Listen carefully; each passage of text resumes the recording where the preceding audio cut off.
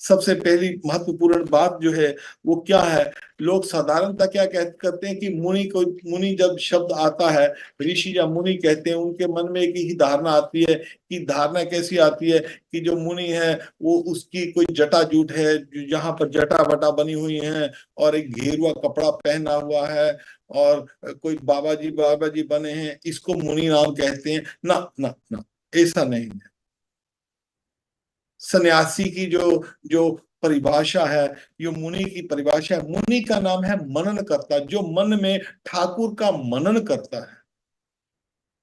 वो कोई भी हो सकता है, स्त्री हो, पुरुष हो, बच्चा हो, बड़ा हो, बूढ़ा हो, कोई भी हो, जो मौन रहता है। मौन का अर्थ है कि इधर उधर की बातें नहीं करता, संसारी बातें नहीं करता।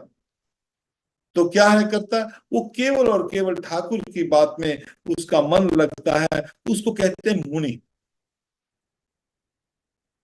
हमारे ठाकुर जी ने स्पष्टता से इसकी डेफिनेशन दी हुई है। आजकल लोग क्या करते हैं, कोई कोई सन्यासी होता है, कोई भगवा कपड़ा पहन लिया, बोले जी अरे तो शुद्ध भक्त बन गया, और किसी ने दाढ़ी बाड़ी जटा वटा रख ली, लोग खूब उसके पीछे भागते हैं।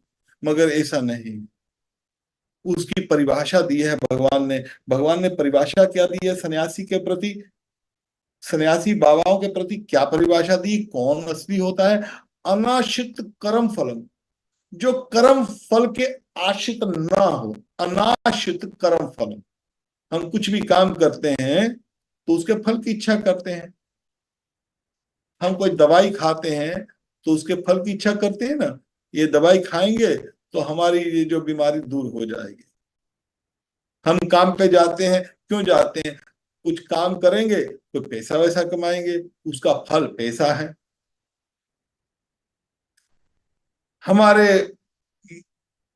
साधारणता भी, किसी के बच्चा नहीं है तो उसको प्रसन्नता नहीं हो रही, तो वो उसका फल क्या है, वो बोलते हैं हम बच्चा पैदा करेंगे, हमारे पास बच्चा होगा तो हमको प्रसन्नता प्राप्त होगी।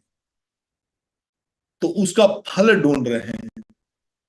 हम हर एक कोई भी वस्तु करते हैं उसका फल ढूंढते हैं। तो ठाकुर जी कहते हैं गीता के अंदर, अनाश्रित कर्म फलम, जो कर्म फल के ऊपर आश्रित ना हो। कर्म किया, उसका फल मिले कि ना मिले, अच्छा मिले बुरा मिले, उसको कहते हैं अनाश्रित। उसके ऊपर आश्रित नहीं होता। अनाश्रित कर्म फलम, कारण कर्म करोति यः, जो इस तरह कर्म करता है, स सन्यासी स योगी च, उसी को सन्यासी कहना चाहिए, उसी को योगी कहना चाहिए।